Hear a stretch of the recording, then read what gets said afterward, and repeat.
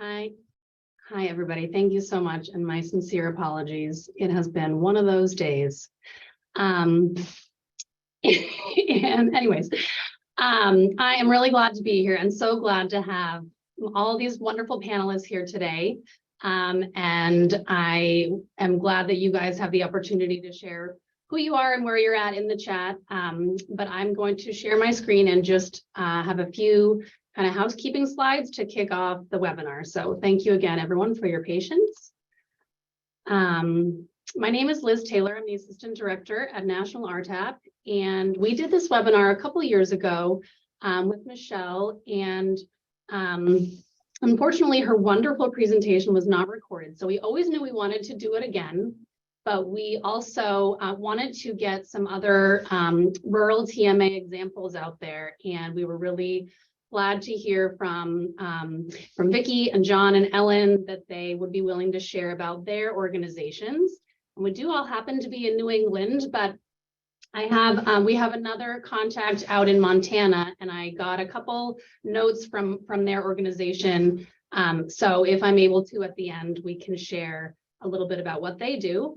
But if you're not familiar with National RTAP, we are a technical assistance center funded through the Federal Transit Administration through the Section 5311 program for rural areas. And we provide training and technical assistance. We provide webinars such as these, but also materials. And we have a review board that helps us with our, what we develop and keeping our ear to the ground. And really everything that we offer can be found on our website. And you can always just reach out to us, ask any kind of question. If we don't know the answer, we can connect you to somebody who does. So sometimes it can be overwhelming with what we have to offer, just different things. So, we break it out into these categories. So we have training, both hard copy and e-learning. We have technical briefs, toolkits, a lot of news in our e-newsletter. If you're not already a subscriber, we have different technology tools to help with procurement, building a website, cost allocation, GTFS. We offer conferences and roundtables, and then really ask us any question, and we will find you some information on that. And at the end, I have a couple upcoming events, including our conference, which is this December in Myrtle Beach, but don't want to get into that now. So please use the Q&A section to ask questions, but we'll also look at the chat. And like you're doing now with introducing yourself, we'd love to hear your experience on the topic of TMAs and working with employers and other organizations in your area and your goals. And and that just will be valuable for us in general. And hopefully you can connect with other peers too. We will post the slides and recording within 1 week on the webinars page of our website. There should be a brief survey that pops up at the end. So we'd love your very brief feedback and then any ideas for future webinars or resources. And if you have any issues with Zoom, let us know, or there's an email in case for some reason you can't do it in Zoom. So and I know everyone should be pretty familiar with Zoom, but if you have any issues, let us know. So again, I'm really pleased to introduce our 4 presenters today. Michelle is the Vice President and Transaction Associates, and she's going to give a brief introduction of her background in a few minutes, and she's going to do the first presentation, and then we'll take a few questions, and then we'll hear from John and Ellen at Vital Communities, or the Upper Valley TMA, which is right on the border of Vermont and New Hampshire. And then we'll hear from Dr. Vicki Rusbult. Hopefully I said that right, Vicki. I realize I don't think I've ever said your last name. It's Rusbult. Rusbult, okay. At the Eastern Maine Development Corporation. And I can introduce John, Ellen, and Vicki when we get to their presentations. So without further ado, I'm going to pull up, actually, I guess there is further ado. I have to pull up Michelle's presentation. So I'm going to stop sharing for just 1 minute. And Michelle, do you want to just kind of introduce yourself, and then Yes. I will pull up your slides? I sure will. And although we're all familiar with Zoom, some of us are still not that coordinated to do all the looking and reading and clicking. So Liz is going to click my slides when we get there. So So you'll see this presentation. So this, if you were on our earlier presentation about TMAs, I did try to mix it up a little bit to give you some more information on this one. So, and I'm very excited to be here with my other panelists. And I did look at the who all was joining us on the call today, and I hope we can have a good conversation at the end, because I always love to hear what other people are doing and what's happening at other TMAs. So can go to the next slide. This is just a reminder of where you are. You're on the right webinar. Next one.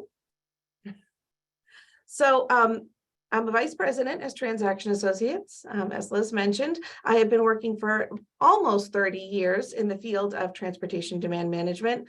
I have been recently the program manager for Connecticut Rural Transit Assistance Program, been to many national RTAP conferences, so I have a background in really focusing in rural areas as well, but I've done a lot of work in the TMA area, working with transportation management associations, and particularly working closely with boards of directors for TMAs. So based on that experience, I'm going to talk a little bit about like a general overview of TMAs, give a few examples, and then our great co-panelists are going to talk about their specific experiences at their TMAs. So next slide.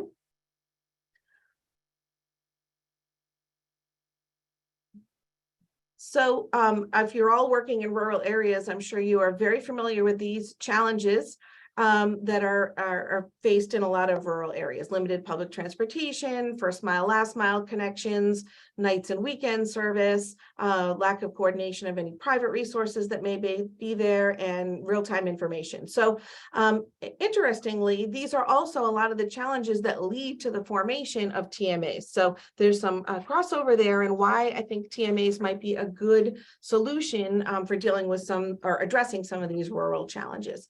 Next slide. So I just wanted you to have this as a resource afterwards. This is kind of like our textbook definition of what a TMA is. And this comes from the from ACT, the Association for Commuter Transportation. And they are really the premier organization for commuter transportation. And I highly recommend that you check out their website as well. They do a lot with advocacy, conferences. So this is sort of from their TMA handbook. This is their definition of what a TMA is. So we can break it down a little bit. Next slide. My family assured me that I should do neither math analogies or examples or sports. You'll find both in this presentation. So wish me luck. So I think I'm just trying to, with this analogy here, give you a sense of like, you know, what the similarities and differences. So what is a transportation management association? I know some of you are working on them, but some of you have never heard of them, have never done anything with them. So I'm going to use this analogy to try to show you a little bit about what's the same, but a little bit about what's different. So next slide. So there are ways in which most TMAs are the same. I won't say all, but the vast majority of TMAs are formally organized. They're a public-private partnership. There's always some element of that there. Typically, the partners are businesses, communities, state and local government, and stakeholders who care about transportation in that region. And they're always regionally specific. So they're always regional. They're not sort of statewide. That's a different thing, but this is ways in sort of which all TMAs look similar. Next slide.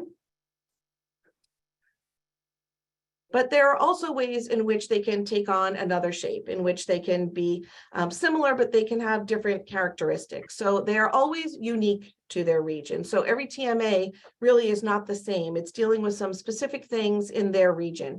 They're structured with different models. I'm going to touch on that a little bit on three, what I think are pretty commonly used models. The composition of the membership might vary depending on where a TMA is located. It may be more public sector, it may be more private sector, maybe there are more stakeholders. It's really, that can vary quite a bit. Funded with various resources, a lot of that has to do with what's available, what state funding resources might be available in different places. And the mission of every TMA is specific to the group. Again, there may be some similarities, but each TMA kind of sets its own mission. Next slide. So given that, this is sort of some general information that applies to the majority of TMAs. It tends to be a focus on commuting trips. It doesn't have to be exclusively that way, but historically, I think somebody asked a little bit about the history of TMAs. Historically, they were kind of developed to focus on commuting trips. And they've expanded quite a bit, but they're always looking to improve mobility and access. Traffic congestion and air quality are important to TMAs, It's an important tool for economic development in a region. They can enhance transportation infrastructure locally. I'm going to talk a little bit more about that. That's partly because they do develop new services and programs that are really focused on reducing people having to drive places. They can often serve as a conduit between communities and businesses to talk about, to facilitate compliance with zoning ordinances. And we can talk about that a little bit more if people have questions specifically about that. And a big part of what they do is coordinate the existing resources. Next slide. So TMAs often form to fill gaps in service or coordination. And so they do it by working on advocacy. They really advocate for resources, for legislation, for things that are consistent with their mission. They provide direct services to members, and we'll talk a little bit about what that looks like.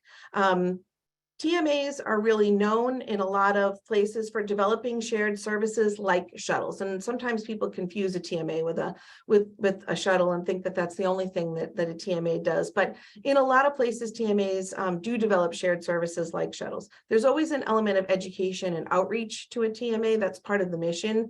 And it's a resource for their members about transportation. So everyone can't probably attend every transportation meeting in their region. And so the TMA can do that and can act as a resource to its members. So in terms of direct services to members, I mentioned that these are like the traditional programs that TMAs offer. So TMAs always have staff that implements their work plan. Commuter tools like a ride matching database might help facilitate carpooling or trip planning. An emergency ride home program, if you're not familiar with that, it's sort of like we call it the ride sharers insurance policy. And it's a way to make sure that people can get home if they do leave their car at home. Those are pretty low cost and easy to put together and rarely used, but important to people. Van pool formation assistance, I'm going to talk a little bit more about that. They promote active commuting.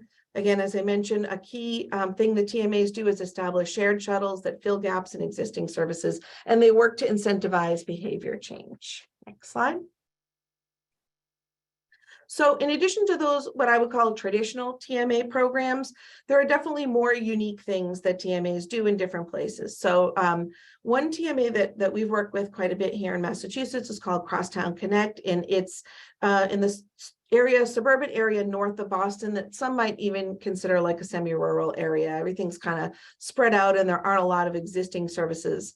This TMA is a little bit unique in the shared dispatch call center that it developed for Council on Aging vans and regional transportation services, which is not a traditional TMA role, but it really fit for this group and what they wanted to do. This TMA was really being driven by the municipalities as opposed to sort of the private sector entities. And they really were looking for a mechanism to be able to cooperate around transportation. They wanted to do some things together, but as different communities, they were looking for a tool to be able to do that, and the TMA served that purpose. They wanted to look at not just commuting trips, but seniors, kids, people with disabilities. They wanted to find a way to really break down barriers and silos and just try to look at people who needed trips and resources that were available or that could be developed and a way to put that together. So that resulted in a really unique model.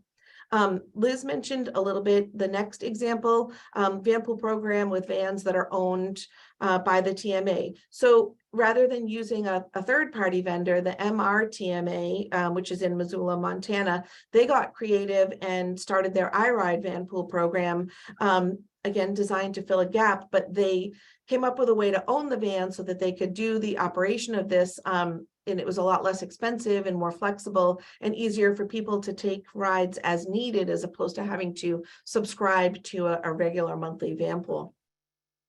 And then another place where TMAs get involved in different kinds of things are surveys and research projects. They're sort of uniquely positioned to be in that role of public-private partner. And I think some other people are going to give some more examples of that, so I won't touch too much on it, but it's another way that TMAs can kind of be involved regionally in transportation efforts. So next page. So, I mean, there are many, many benefits to having a TMA, both to the participants, but also to the regions where they operate. These are just a few that I think are sort of like the highlights. A TMA is a long-term solution. Oftentimes, like in transportation, we form like ad hoc committees or short-term committees to deal with a specific issue. But a TMA is really a way to look at the long view of transportation issues in a region and come up with a group that can stay together over a longer period of time. As I mentioned, TMAs really focus a lot on coordinating services. So there may be ways to take advantage of underutilized capacity, make better use of existing services, but unless somebody's stepping in to help coordinate that, it might not happen. So TMAs can play that role. It is a formal structure, so it gives people a seat at the table to be part of the conversation. So as opposed to just sort of coming and listening, everybody who sits around the table at a TMA, on a board of directors, as part of the organization, is really an active member. As I said, TMAs don't just have to be in a box, but there's an opportunity to innovate. So if there's something that you can think of around transportation, you can probably put it into the TMA format if you have some of these other things going on in your area where it seems like it might be a good fit. And then in terms of the TMA being a tool for businesses, it's really can be a very important way to help with recruiting and retention. It can be almost like a benefit, a way for businesses to use it to help bring people into the area. And then from a more regional perspective, it promotes economic development, and that can be really important to the communities and the other stakeholders and partners in an organization. So next, here comes the sports analogy. So you think that maybe TMAs, and I want to just I always take a minute to kind of talk about this, because as you're kind of thinking through what a TMA might do and how it might work in your region, you know, you're thinking also of other transit providers, a transit authority, a transit district, and maybe it seems like the two things don't go together, but they're not rivals. That they really, TMAs can work really well with transit authorities and other transit providers, and it can be a really good partnership. And really, that's the way I think of them as being set up. TMAs often have the ability to pilot programs, which maybe other organizations that have more infrastructure, you know, that can't do that. They don't have as much flexibility as a TMA. They can demonstrate success with those projects, and then maybe they get taken over by another entity, but that's a role that a TMA can play. Sometimes they can access grant funding that isn't available to other entities. They can stretch public dollars further with private contributions. So as a public-private partnership, that's a way to sort of bring private sector dollars in to stretch public sector dollars further in terms of providing services. It can be a direct line between the businesses and property owners and regional groups and transit authorities. And I think that that's a really important role, because a lot of times transit's being developed, but the business community doesn't always feel like they have input in that. And TMA can be a tool to make sure that that happens. They can also provide marketing support. And as I mentioned before, advocacy is an important role that TMAs take on. Okay. So I know we're going to do questions at the end, but I'm going to pause and take a breath there and see if Liz, if there's anything, any burning questions that people had that had to be asked in sort of the first part of that presentation. Sure, we do have two, and one I was going to maybe interrupt you to ask it because it was asking which TMA in Massachusetts you were talking about. I know you mentioned Crosstown Connect. Is that the only one you were referring to? Yeah, that's the one I was talking about in Massachusetts, Crosstown Connect. That's you know, we have a number of urban TMAs and a few suburban, but Crosstown Connect really sort of touches almost on like more of a semi-rural area where really they didn't have a lot of transportation resources. So that was the first example I was giving of the shared dispatch call center. The iRide Vanpool program is part of MRTMA, which is in Missoula, Montana. And I know you were going to talk about that too. That's a great example. And then the other question was, what are the differences between TMAs and transportation advisory committees? So that's a good question. A lot of times transportation advisory committees are the place where maybe a TMA kind of gets started. And I think of advisory committees as just that. They're sort of making recommendations. They're maybe working with the leadership in a community, and they're an advisory group. But TMAs are really providing direct services. So in addition to advocacy, in addition to having it maybe an advisory role in a region or across communities, they're providing direct services. So I kind of see that as the biggest difference. Whether it's direct services to members or whether it's, you know, shared shuttles and that kind of thing, you know, TMAs are really actively providing a service in addition to advising. that's it for now, but feel free to keep typing in questions and Good.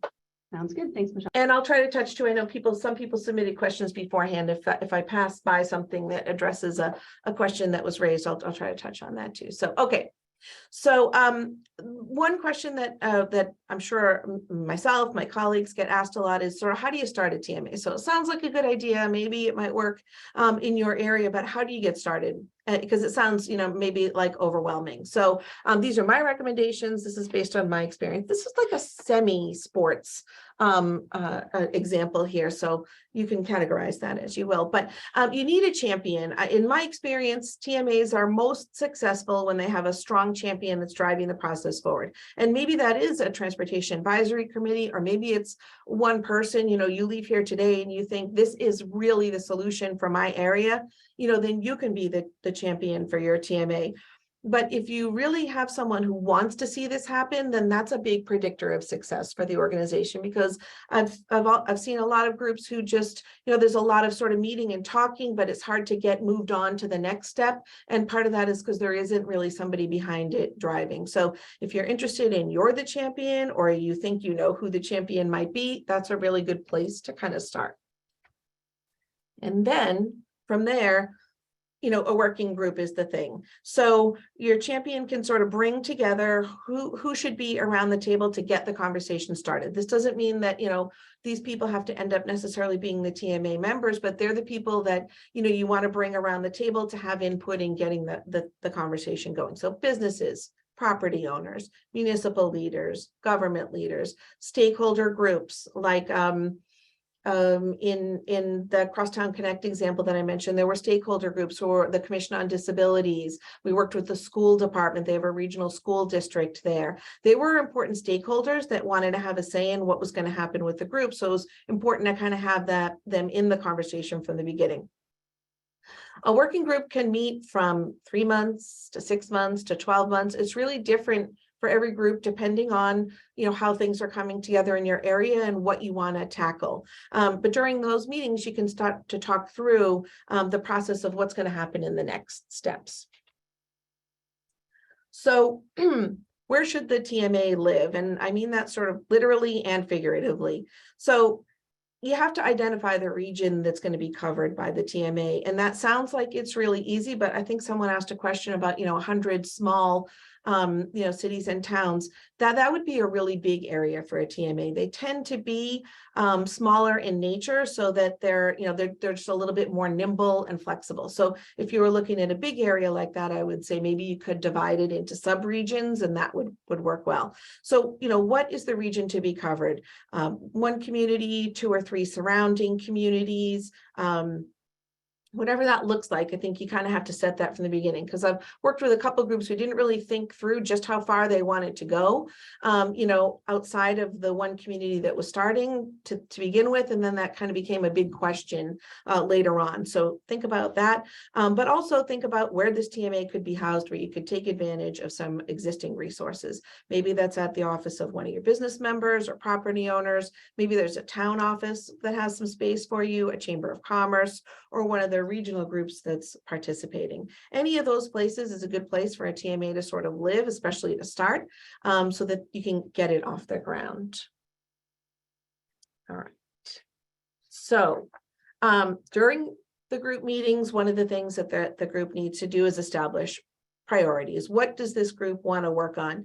It's really easy. And I'm sure if we, open this up, everybody could talk about all the things going on in your area. And there are so many challenges, I know, particularly in rural areas. So it's very easy for a TMA to sort of start out by taking on too much. And so in this phase, it's really sort of narrowing it down to what are your top priorities to start with. Maybe what's a 6-month or a 12-month plan, and then what's a 5-year plan. So what can you tackle now, and what's a more long-term project? If you're looking at an infrastructure change, maybe that's more of a long-term project, like a dedicated bus lane. That's something that the TMAs have worked on, really advocating for a dedicated bus lane. That's a longer-term project, but maybe in the short term, 2 or 3 members want to partner together already from the beginning beginning and get together and share a shuttle service, because one of them is too expensive for one, but 2 or 3 together, it makes sense. So these priorities can change over time, but it's important to be kind of focused in the beginning about what the group is going to do.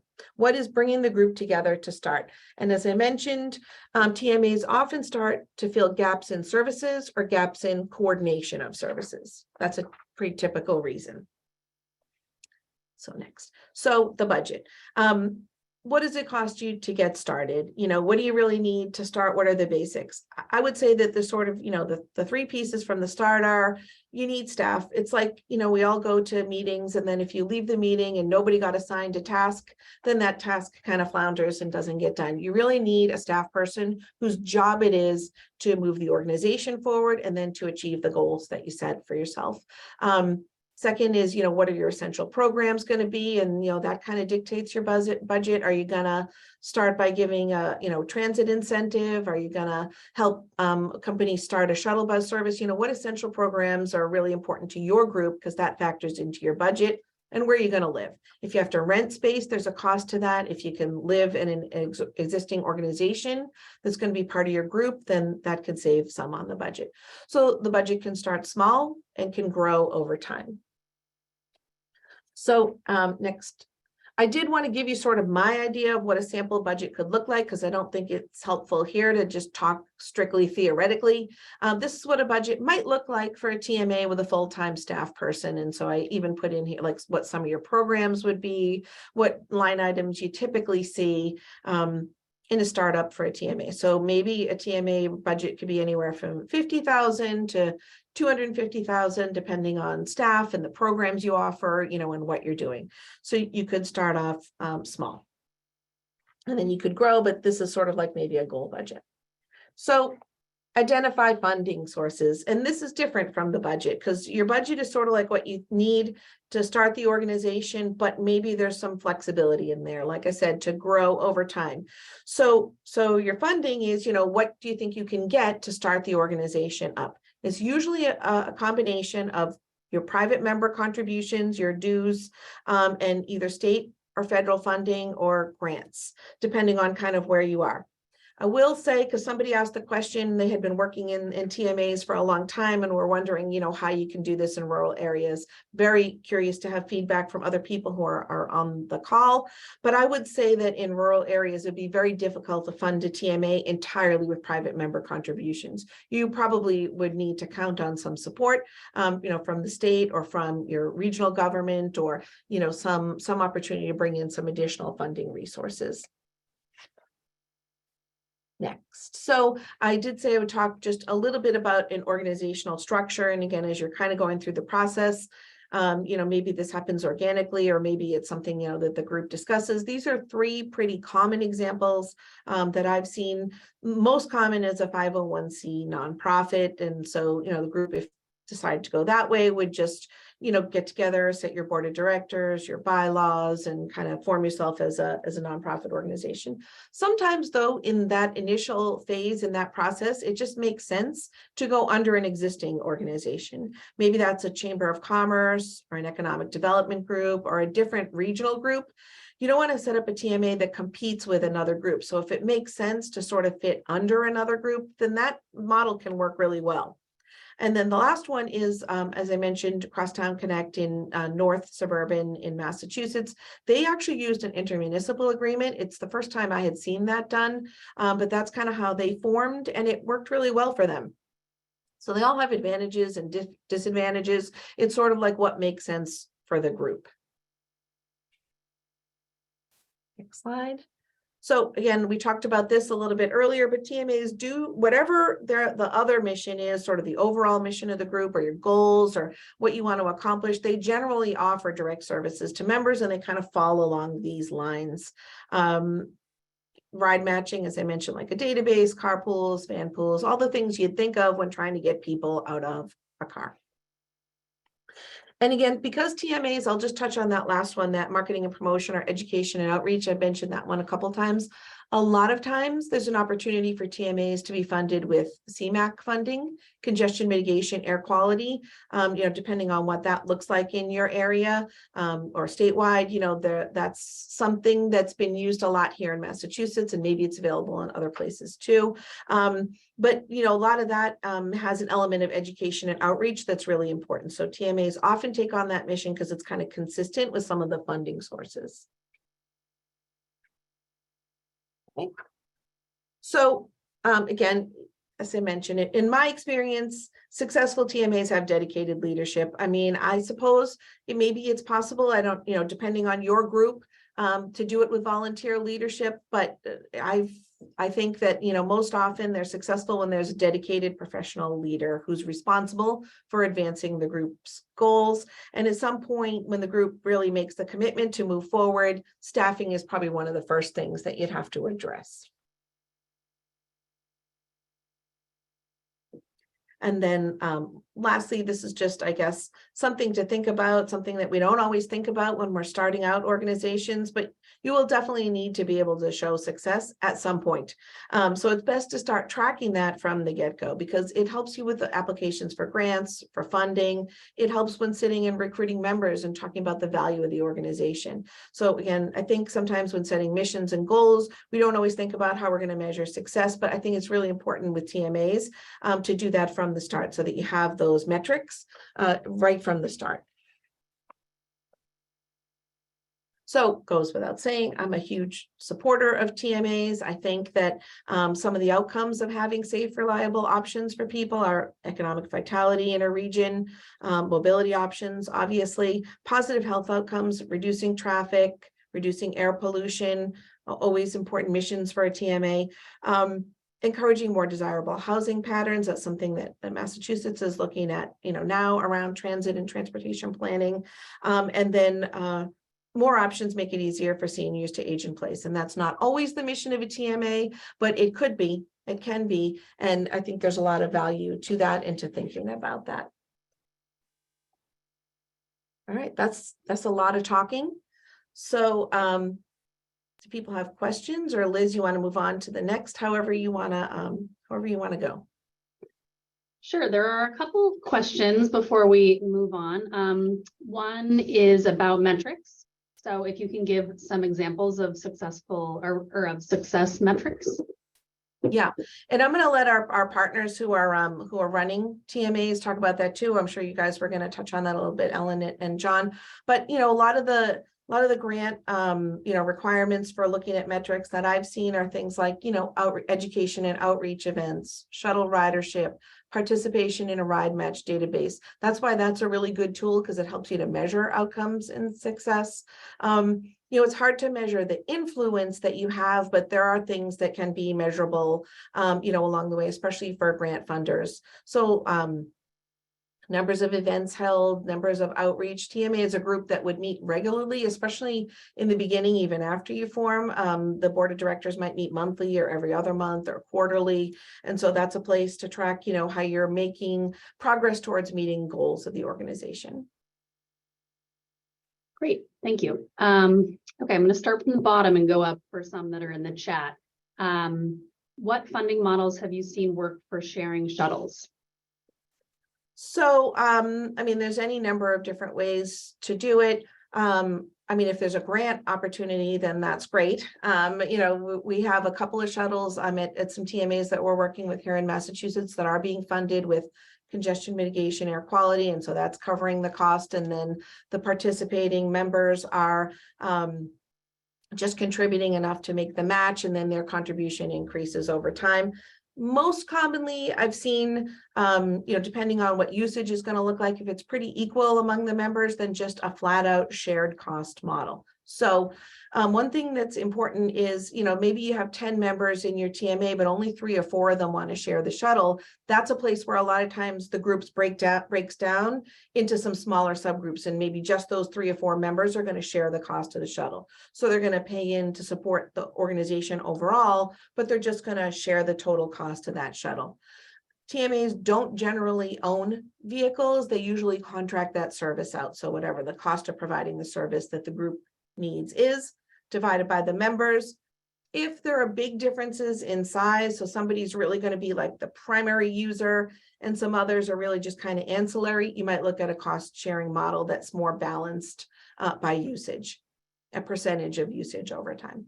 It's hard if you're a small organization to look at monthly ridership because that's just like an ongoing changing model. So I think for a small organization, it works better to just kind of look big picture and then adjust over time. Okay, thanks. This is, and maybe this is one for, we'll save for all the panelists, but this is about, it's a comment, but also maybe like everyone can share what has worked for them, but saying that, you know, it's easy to get startup funding, but it's harder to find sustainable funding. And then organizations tend to go under if they don't have sustainable funding. So maybe we'll save that for towards the end and everyone can share. Great. And someone asked about finding out if there's a TMA out there, what they can do to be part of what is already in place in her area. This is from someone at Mississippi DOT. So do you want to speak to that, Michelle?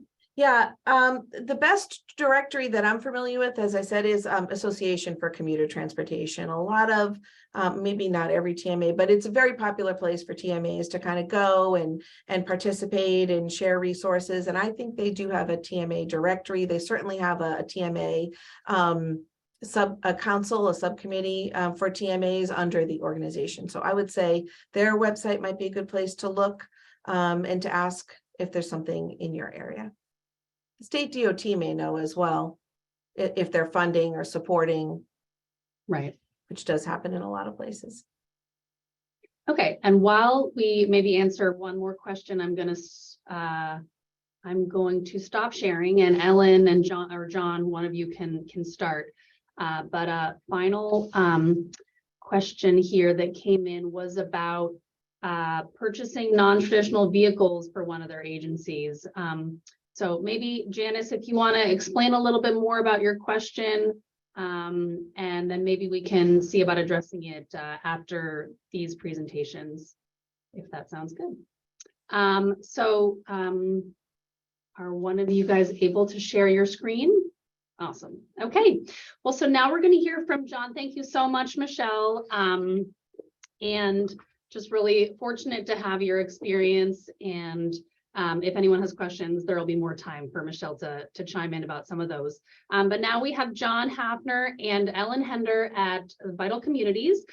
John has a background in working with communities on infrastructure projects from where he is now in Vermont and New Hampshire to South Africa and southwestern Ontario. So a wide range of bringing people together and working on challenges, and right now is a housing and transportation program manager at Vital Communities, which runs the Upper Valley TMA.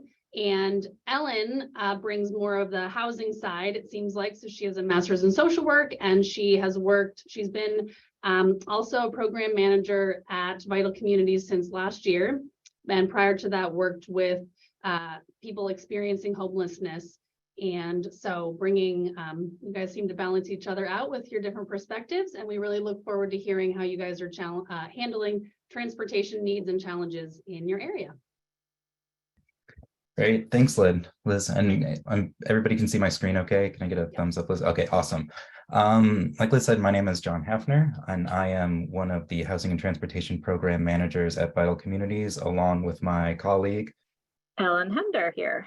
And Ellen and I, we run the housing and transportation programming at Vital Communities, which is located in the Upper Valley of the magnificent Connecticut River region. And one of the programs that we run as part of our transportation portfolio is the Upper Valley Transportation Management Association. And that is what we are here to talk about today. Let me see if I can make sure. Oh, I'm not able to advance there we go. In Zoom, it doesn't matter how many times you practice it, it always throws something else at you. Okay, so first, just an overview of what it is that we're going to talk a bit about today. So We're going to go through a bit of the history of the Upper Valley TMA. However, the caveat to that is that Ellen and I have both started relatively recently. We're both just over a year under our belts as transportation program managers at Vital Communities. So we can provide some of the context of the history and the structure meaning the membership and staffing and funding of it. But we're also going to talk a little bit about the evolution of where the TMA came from, what we've been focusing on now, and where we kind of want to see this going. And I think that this will touch on a lot of what Michele was talking about in terms of the shifting priorities of what a TMA does. I think that TMAs can be pretty nimble organizations and institutions and sort of needs to follow where the energy is going within any particular region in order to meet those regional demands and sort of what the community is looking for. So we'll give you a bit of a sense of how our TMA started, and then talk about how we've seen it evolve in our short time here and where we kind of see the need and impact going. But before moving into that, I'm going to kick it to Ellen, and she is going to give you a bit of an overview of what Vital Communities is, and really, I guess, what the geographic region of the Upper Valley is as well. So take it away, Ellen. Yes. So Vital Communities is a nonprofit that serves 69 towns in Vermont and New Hampshire that span the Connecticut River. It was formed in the early 1990s. Our kind of general broad mission is that we engage Upper Valley people, organizations, and communities to create equitable solutions to our region's challenges. And so within that, we listen to our communities about what issues are coming up and then work in those areas. So that includes climate, early childhood education, economy, energy, food and farm, housing, leadership, place-based education, and transportation, which is where the TMA is housed within Vital Communities. So the TMA is currently housed in Vital Communities, but the relationship between Vital Communities and the TMA has changed over time. The TMA itself has emerged out of the transportation context in the Upper Valley that was concerned about the pressures that population growth on the region would have. And this was a result of some regional studies in the late 70s to early 1980s that started to develop some public transit providers within the region, and in response to the growing need for employers to have other transportation services within the region. So in 2001, a collaboration between Vital Communities and the Dartmouth College Planning Department came together to form the TMA, and it was initially incorporated as a 501c4 then in 2002 under the fiscal sponsorship of Vital Communities. And this was organized through an MOU that included staff support from Vital Communities. So it was initially its own 501c corporation, but then after some time, after about a decade in being its own independent status, the 501c4 was dissolved and the UVTMA was fully folded into Vital Communities operation as part of its transportation programming. And where we're at now is that in 2021, Ellen and I were hired as a team hire to work on both housing and transportation, and to sort of establish a new cross-programmatic vision of the Upper Valley TMA. And that's sort of where we're evolving the direction of UVTMA's work now, is that it's part of and it's housed within Vital Communities' overall cross-programmatic approach to solving some of the region's most pressing challenges. So when the UVTMA was first formed, its mission was heavily focused on population growth and traffic mitigation between the less densely populated areas surrounding what are sometimes controversially called the core towns of the Upper Valley, and that is Hartford and Norwich in Vermont, and Hanover and Lebanon in New Hampshire. And as some studies were showing in our region, is that there was concern around how population growth was going to impact traffic congestion within the overall region to the core area of where the major employers were located. So you can see in this mission statement that the major charge of the Upper Valley TMA when it was founded in 2001 was to mitigate traffic congestion and reduce the reliance on single occupancy vehicle commuting.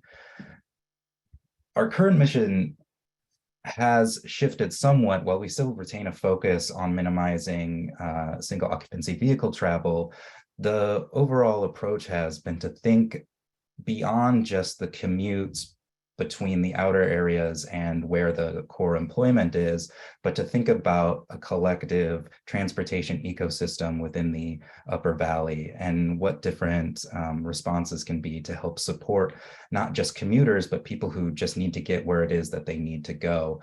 One of the research projects that was done recently in collaboration with a geographer at Dartmouth was to look at where the commutes are happening within, where they are beginning and ending within the Upper Valley. And that's this image here. And the sort of densely red areas are where the core towns of Hanover, Lebanon, Norwich, and Vermont are. And you can see that there is certainly a lot of beginning and ending in that are trips that end in that area, but you can see that there are a lot of other towns that are interconnected to each other as well. And so I think that this best encapsulates where the current mission is that the Upper Valley TMA wants to work towards a safe, reliable, and multimodal transportation system in the Upper Valley that serves all, is affordable to use and operate, and increases community resilience and minimizes climate impact.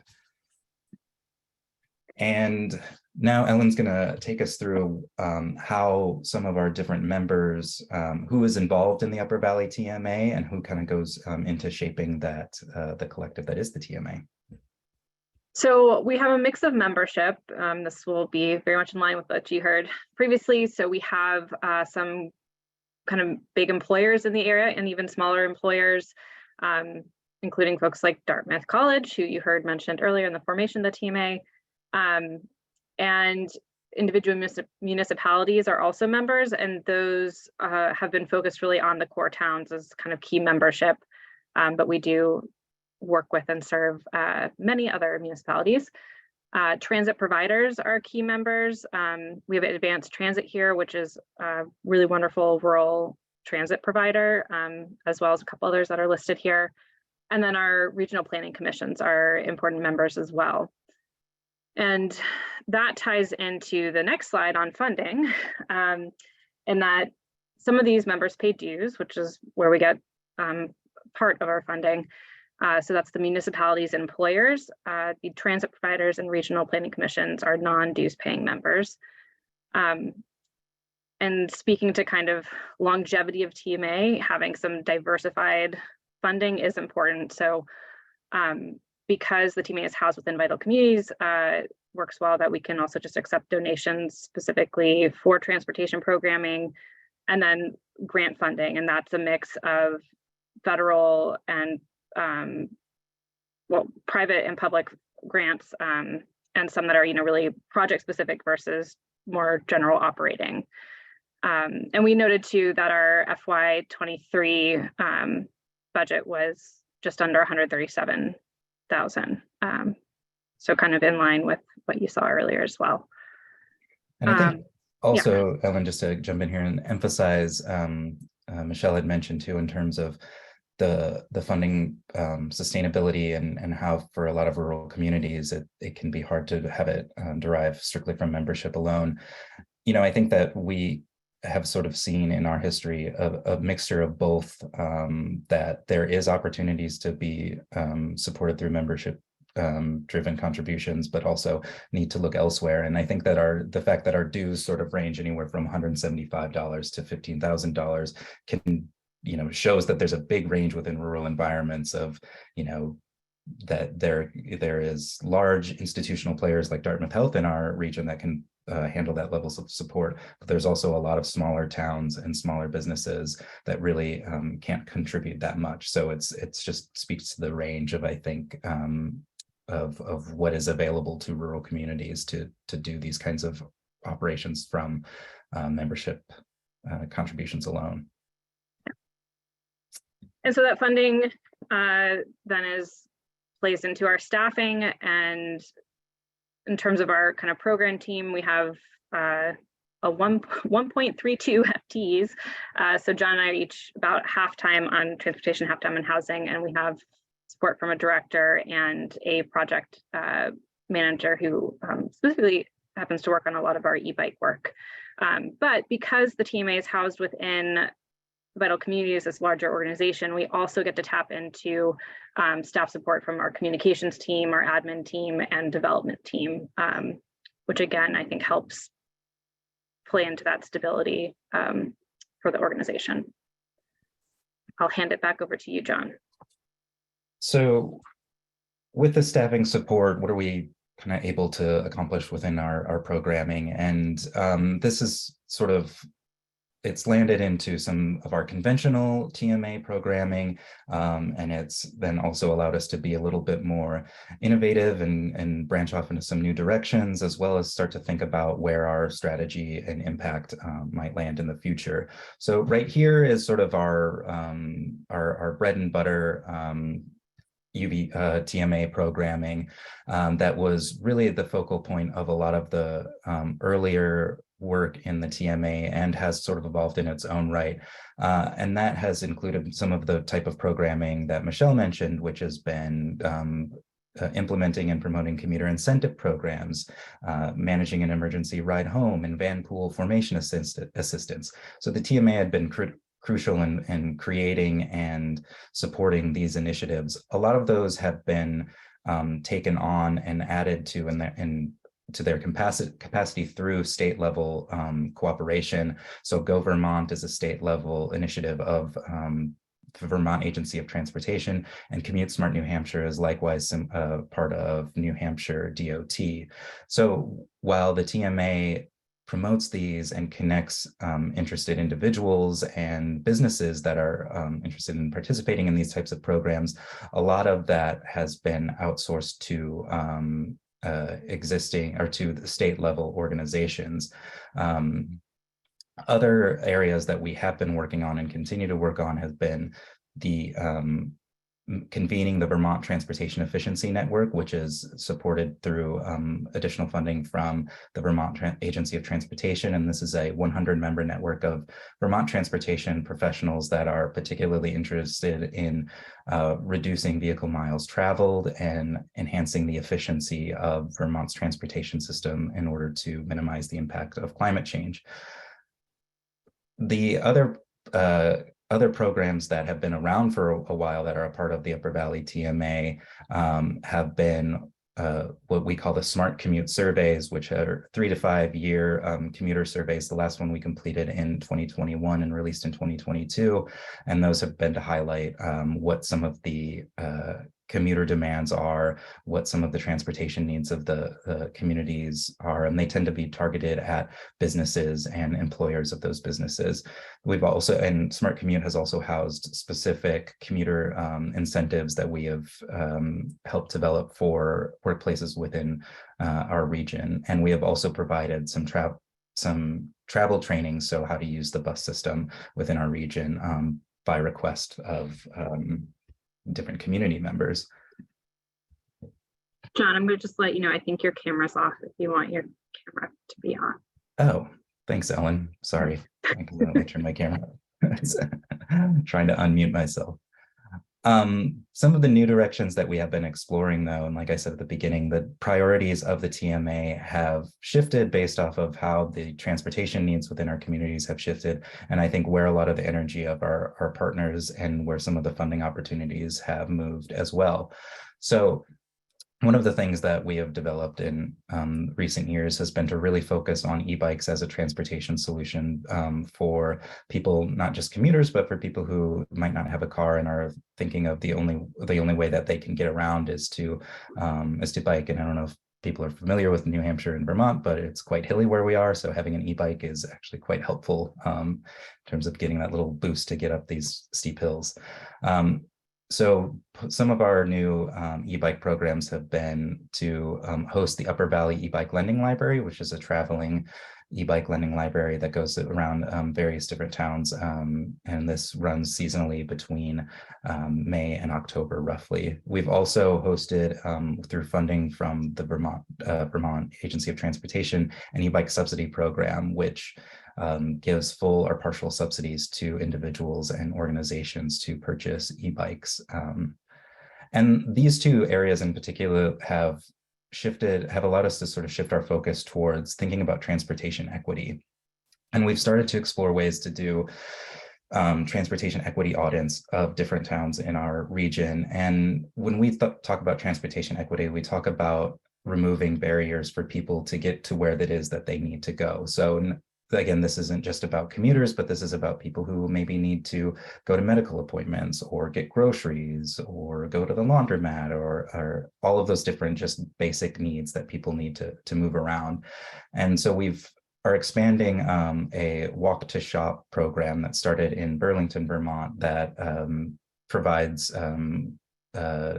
shopping trolleys to individuals that they can take on the bus, they can use to go do grocery runs, just some of that everyday travel needs that people have. And we're distributing those in the Upper Valley. And again, our e-bike subsidy program has been a part of these transportation equity efforts as well. We also, as part of the TMA and as part of our overall transportation work within vital communities, we focus on partnership and relationship building. So that means being on some of the transportation advisory committees within our region. It means building relationships with walk bike committees. And recently we've started developing some specialized travel trainings. So focusing on senior specific travel trainings within our region by partnering with a senior center in our region.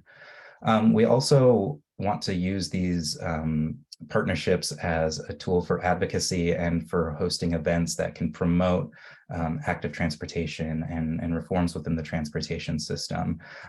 So that means advocating particular policies at the municipal and state level, writing letters of support for municipal projects, and being a part of community events and tabling and handing out resources, as well as promoting commuter campaigns that might be happening at the state level. One of the things that we've also been interested in recently and have seen start to develop in our region is utilizing microtransit in addition to some of the traditional fixed route transit services that have been provided. So one such effort was launched recently in our region. Mover is a transit provider in southern Vermont that has now launched MicroMove, which is a micro transit service in Windsor, Vermont. And we're starting to see a lot of interest from partners in our region to utilize microtransit as a form of supporting rural transit services. And there's been some funding from both the state of New Hampshire and Vermont to help in feasibility studies for microtransit, as well as long-term outreach and development of microtransit services. All of this leads to what we are thinking about where the future impact might be. And from our sort of vantage point and where we've been at is that we see a couple of areas that might provide the most impact for our work within the region. I think one of the big things right now is that we're in a particular context and moment where there's a never before seen sort of investment in infrastructure funding by the federal and state governments. And so one of the things that the TMA is well positioned to do is to convene and organize efforts by municipalities seeking some of this once in a generation infrastructural funding. And so we're exploring ways that we can help at the very least to just organize conversations around how municipalities might go after this federal funding. And part of that has been to also think about the necessity to go after comprehensive transportation equity audits, because some of this funding is mandated to explore how it can be used to enhance equity efforts within planning and development. So we're also partnering with with folks to try and do more comprehensive transportation equity analysis and to see where we can enhance transportation equity in our region.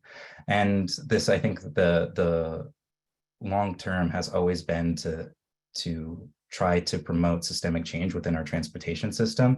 And so that means doing regular advocacy and just hosting and being present in the community through events and through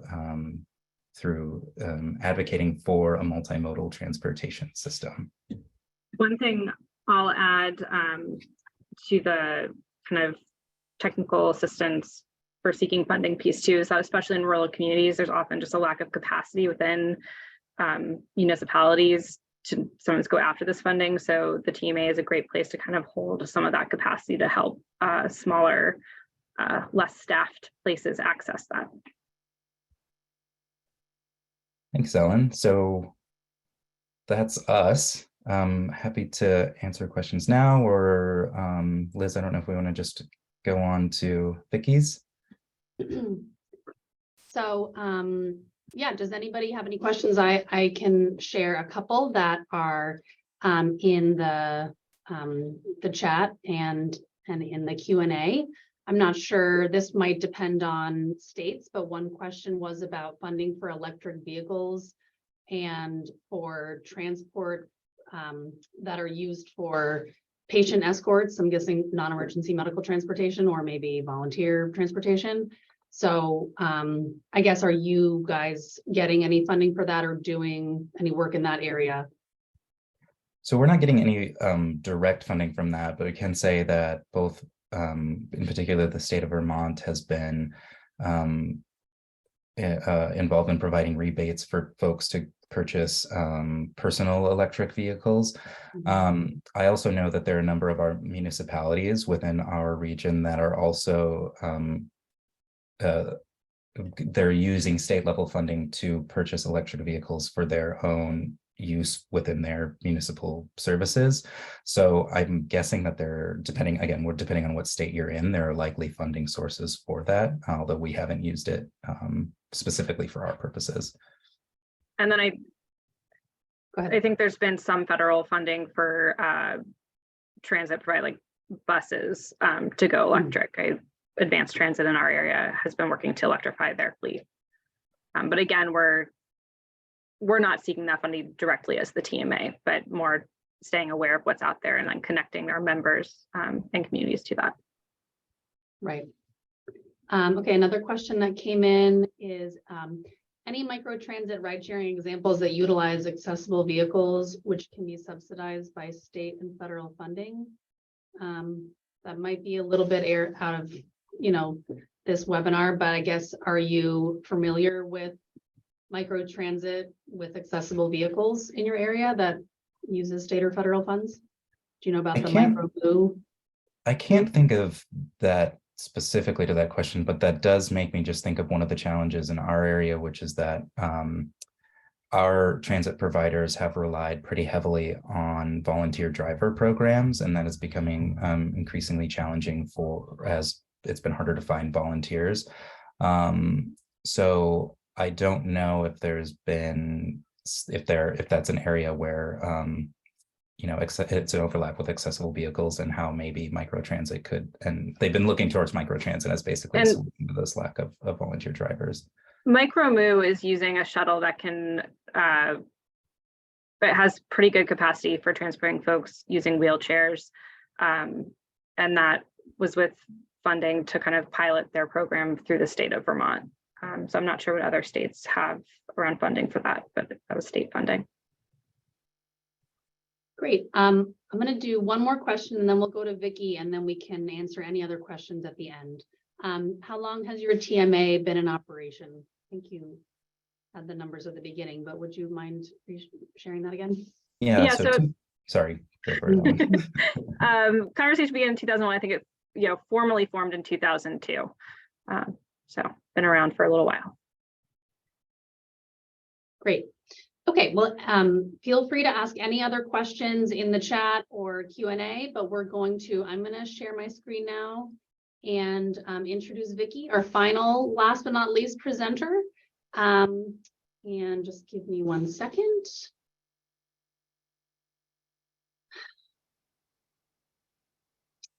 Alrighty.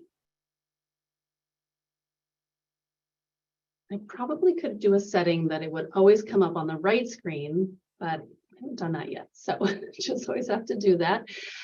Okay, so as I said, our final presenter is Dr. Vicki Rusbult from, she's the Director of Administration, Compliance and Development at Eastern Maine Development Corporation, which is a private nonprofit organization designated as the Economic Development District, serving 4 counties in Eastern Maine. She's been with EMDC since 2010 and has more than 40 years of experience in project and grants development and management in economic development, community planning, transportation, cancer research, primary care research, and healthcare.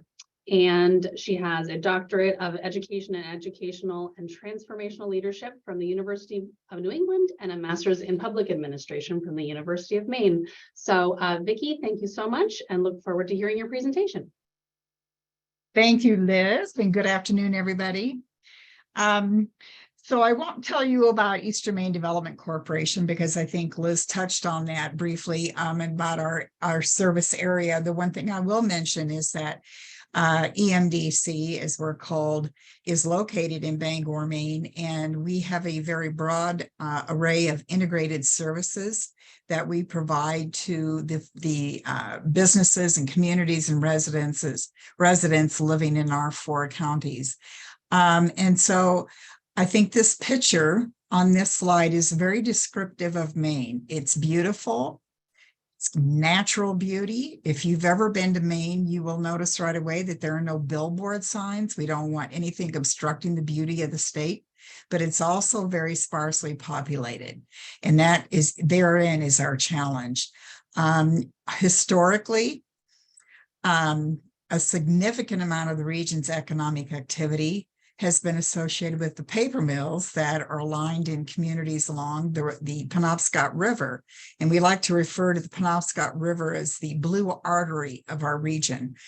It reaches from the forests and Mount Katahdin in northern Penobscot County out to Acadia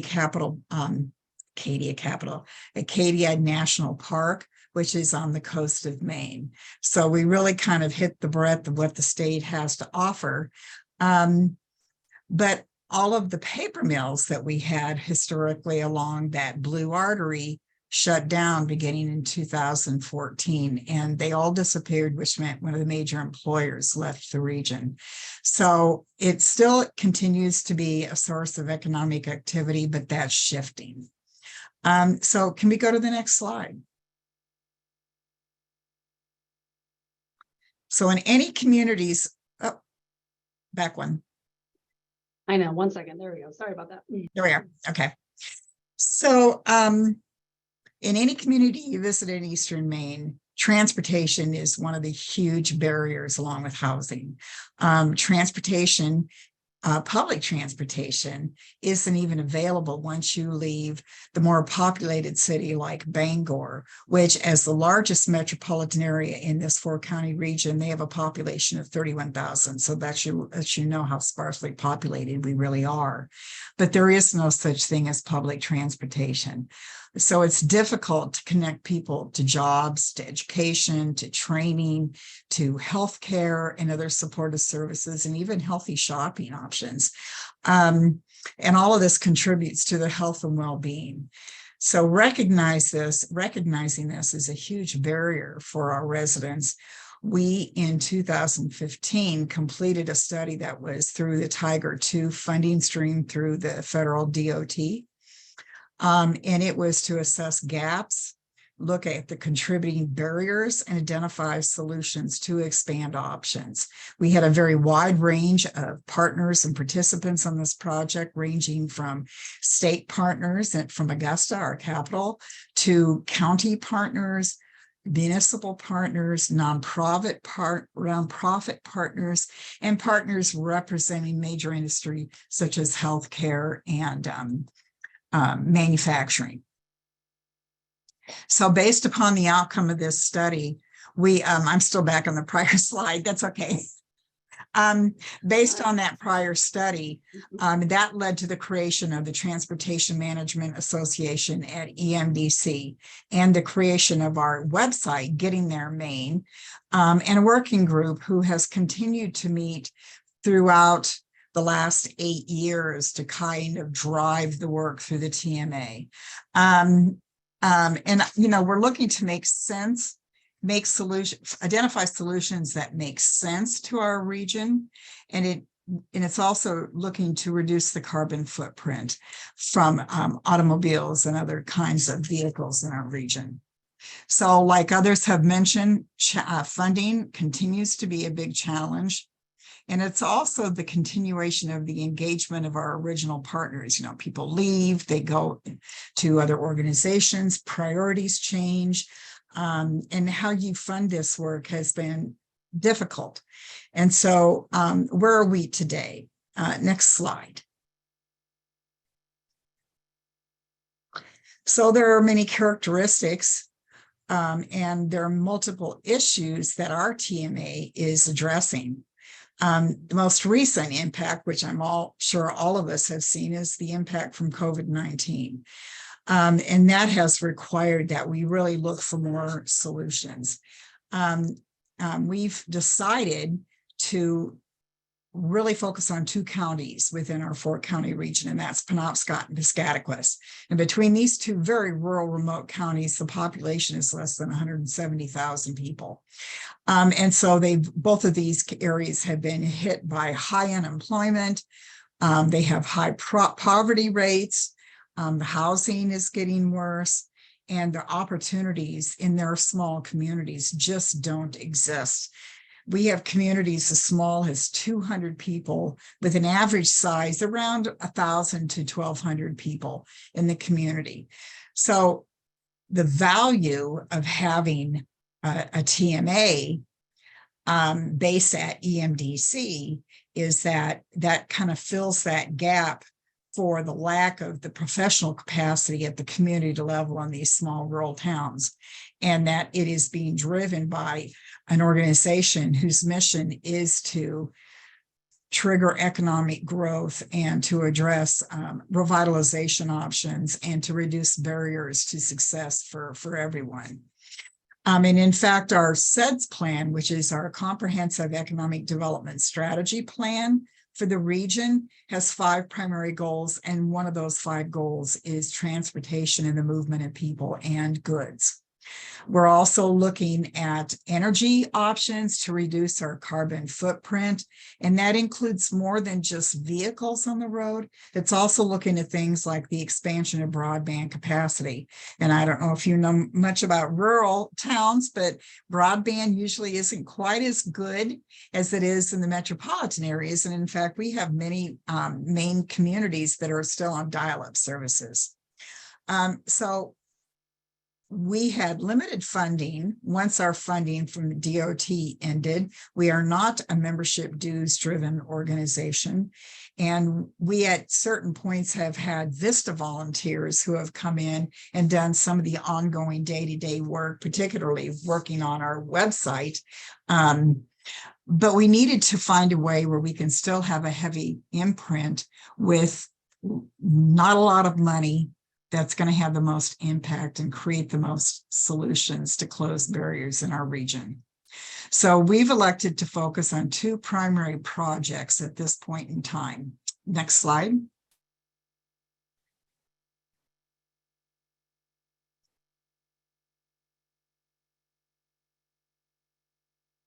So as I said, we've narrowed it to Penobscot and Piscataquis counties. We are working now with the University of Maine, who's one of our primary partners, to update our assessment of the need and the value of a variety of alternatives. The next bullet.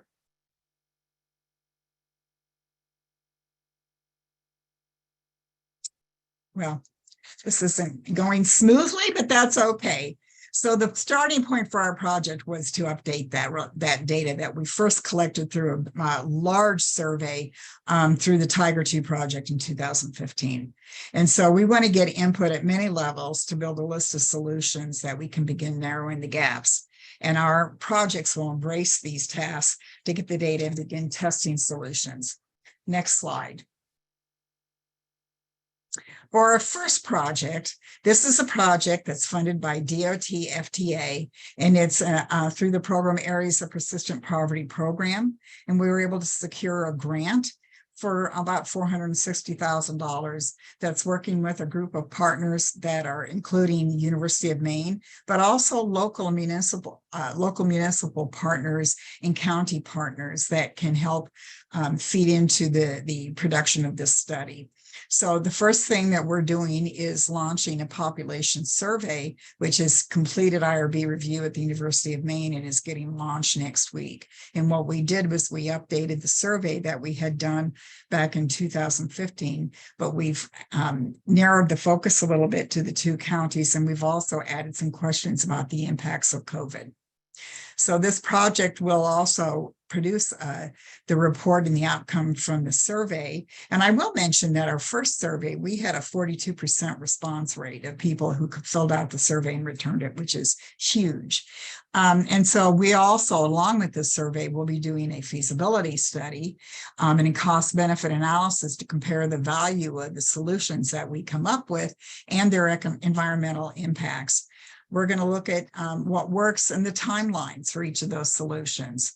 We're going to talk about and investigate, what money is needed for the technical assistance to get these projects underway, and also those infrastructure costs, including the purchase of vehicles.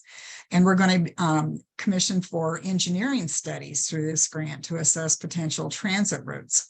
And finally, we're going to create a roadmap of the next implementation steps. So we have a core advisory group that was a subset of that original advisory group that started back when the TMA was first formed, of about 8 folks that have been consistently meeting over the last 2 years to kind of move these projects forward. And so we recognized early on that it was going to be really important to engage stakeholders at many different levels. So we have 2 nonprofits on this board. We have 3 communities that are on this board that are based in Penobscot and Piscataquis County. And then we have a couple of businesses on board, and then a couple of other partners that have a vested interest of the industry to the project succeeding, healthcare being the major one. So we're looking to, at the end of this 2-year study, have solutions that present real-world options, and they can be duplicated and replicated in other rural regions in Maine and outside of Maine. Next slide. Our second primary project is a project that is looking at the transportation of workers to work and back home again. And with the support of the state in Maine, this pilot project will create fixed routes to transport workers. So an analysis that had initially been performed by the University of Maine showed that a majority of the workers prefer to work closer to home rather than travel further distances. And during COVID, many of our small rural businesses shut down because they couldn't afford to do the necessary expansion for distancing for things like restaurants. And they also couldn't get staffing. And so many of our employers shut down in those small communities. And so we made the assumption that they're going to want to travel into the hub locations like Bangor or Orono or Brewer, which are other larger communities in this region. Contrary to that, we found from our analysis of travel patterns that most of the transportation going to work and home was within the 2 counties, between counties. And so we thought about how can we facilitate that, and how can we make sure that they have the options to get to their jobs and back home again with reliable transportation. So the pilot project has engaged a broader group of folks who have a vested interest in seeing a pilot like this get launched, particularly employers. And what we're proposing to do through money from the state of Maine is to purchase 2 e-transit vehicles. We're not going to be purchasing large buses like public transportation buses, but more 15 to 20 seater vehicles. We're going to install high capacity charging stations so that we can charge them to have the capacity to go from point to point without having to stop frequently. We're partnering with employers for drop off and pickup points. And then we're going to work to enhance workforce recruitment at those same employers. And many of our employers, particularly the hospital systems and the larger manufacturers, are having difficulty getting workers to come and work for them because they don't have a way to get there. And so we wanted to make sure that we could close that barrier and reduce that barrier and close that gap so that people could get to their jobs and then get back home again.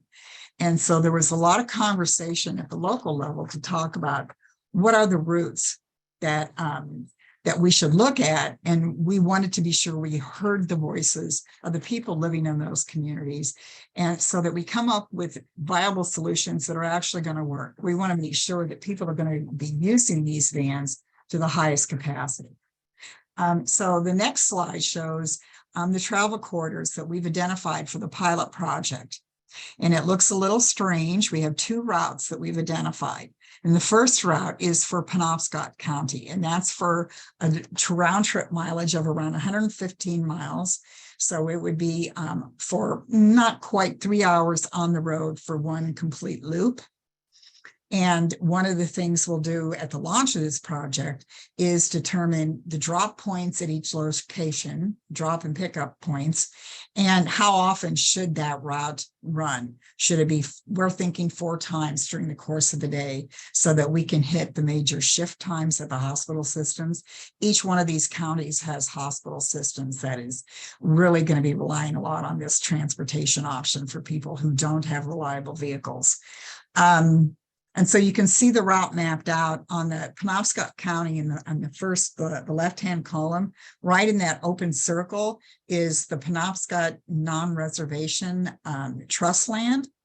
And so it's encircling that region, but we've been working quite closely with our Native American tribes in the area and 4 Directions, which is another economic development organization for the Native Americans, to make sure that we have equity and access for all that are going to need these rides. The second route is for Piscataquis County, and this one looks a little odd because it doesn't have a closed loop. So the loop on this one begins in Brownville, which if you can see on this map, and I'm pointing here and you can't see where I'm pointing, but Brownville on the right-hand side comes down through Milo, goes through Dover Foxcroft, and comes back around to top off at Willamette, and then loops back around again. So there's a cross point between the 2 counties at Milo, and that's where people can move from one vehicle to the other. If they live in Piscataquis County and they work at the hospital in Penobscot County in Millinocket, they can switch vehicles to get to their ultimate destination, to get to their jobs. So we'll be doing the same thing in Piscataquis County. We'll be getting input from employers, input from workers, input from nonprofits to find out what's the timing of the routes. Is this the best transit corridor for the area where we're going to hit the most people? And an important feature of this is that each one of these routes hits on places where people with children can drop off their kids for daycare. And they also hit on some major educational centers. So people that are going for workforce training will also have the capacity to ride on these vans. And so looking for how we're going to fund this after the initial investment from the state of Maine to purchase the vehicles. And then the grant also includes funding for the first couple of years for the drivers and insurance and the maintenance costs. We're then going to be looking at kind of a three-prong approach, which would include very low cost ridership fees or tolls, fares. It will also look at investment from programs in the state to those organizations who provide riding options, particularly for low-income folks. And then also looking at a drop point fee And we've looked at this through the Getting There Maine website and programs identified on there for employee partners, and having drop points where we bring people to your front door. And so they would pay an annual fee to have that drop point for their employees. And then the last piece, one of the reasons why it makes sense for the TMA to be based at an organization such as EMDC is that we do have the staffing that can go out and look for funding options for these grants. We're never going to get a fee from each of the towns because they just don't have the funds. And so we don't want to make this a barrier for them participating on projects such as this. So having the capacity to go out and look for grant funding on a continual basis and make those connections, and then also facilitate the conversations and bring the partners together and make sure everybody is having a voice. I think that's going to fill that void that the lack of a TMA would, you know, it wouldn't be there. We would have a void of that kind of service. I'm not saying that well, but so EMDC has narrowed down the focus of our TMA. So we really want to focus on project development and going for grant funds, and then facilitation of communications and that collaboration between the partners in our region. That's what I have. All Thank right, thank you so much. And my sincere apologies for the hiccups with your PowerPoint. Those bullets throw me off, but That's okay. And so I'm going to, we'll just take a few more minutes for questions, and I'm going to just show a couple other upcoming events from us while I'm doing that.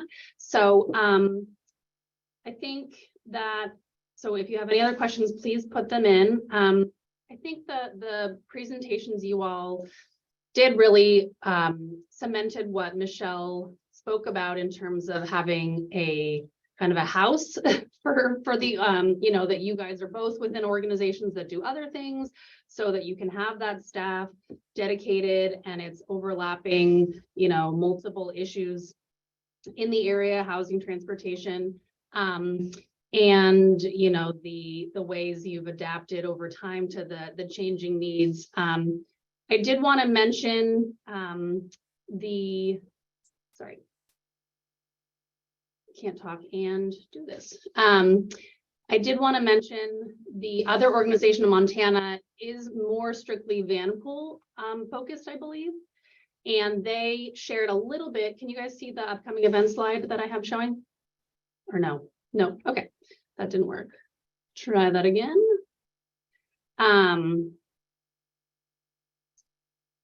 I cannot do two things at once. All right. Can you see it now? All right. So anyway, some upcoming events. There is one about microtransit. It's the first in a series that we're co-hosting with NCMM, NADTC, and some see more acronyms for you, but there are other FTA technical assistance centers. So there will be a series on microtransit, and I don't think they have any rural examples on that one, but it will be, you know, we are hoping to have something like that, just, you know, rural implementation. So take a look at some of these events coming up. And the example in Montana started as iRide, but it's the Missoula Rivali TMA. And they said that right now they have 16 van pools running, and that a lot of those are fully paid for by employers. And some are just others wanting to commute. So, you know, that is in an area where it's like 50 miles to the next town and, you know, major cities. So I guess one question for you all as we're wrapping up is, do you have van pools in your programs, or do you run any van pools or carpools? I didn't hear you mention any of that, Vicki. Do you guys do any van pools? No, and we initially thought about that as one of those solutions, but we worried again about sustainability, and we didn't want to have a program start up and then a program stop. And so we took the time to kind of regroup. And I think that that's going to be reflected over the next year as we really ramp up our website to have more options. We had one of the features on our website is local transportation. We're not worried about traveling around the community because they're so small. That's not the issue. It's traveling 50 miles one way to get to their job. That's the problem. And so we don't have pools. We had ride share, and we also partnered with the Go Maine ride share program that the state manages. But that's been difficult to keep that active and going, particularly during COVID.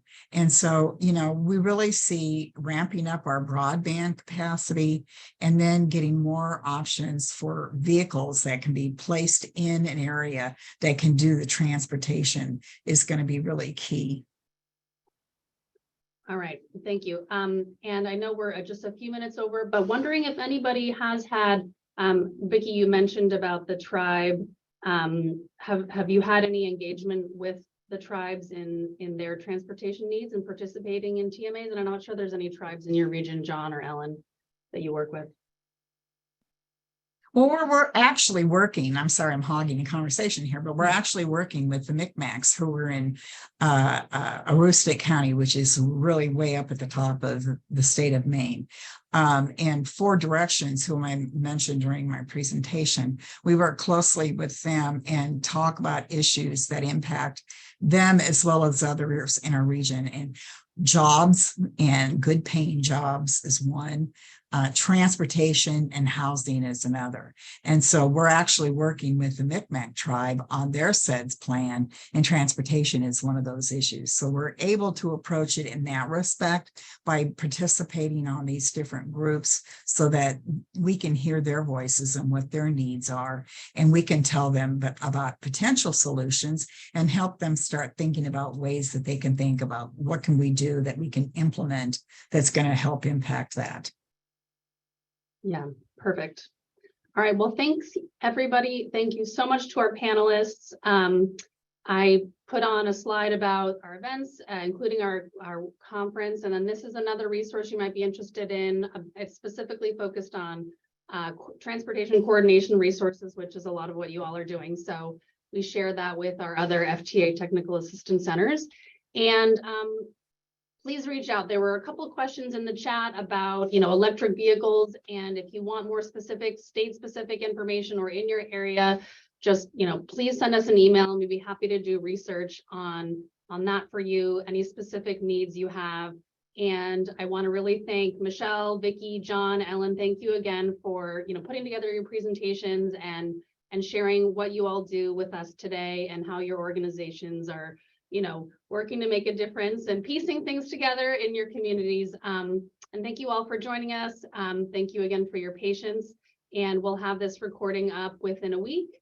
And if there's any other, anything else you're interested in on this topic or on other topics, please let us know and we can put together another session about that. And have a wonderful Valentine's Day. I tried to wear something red-ish and thank you all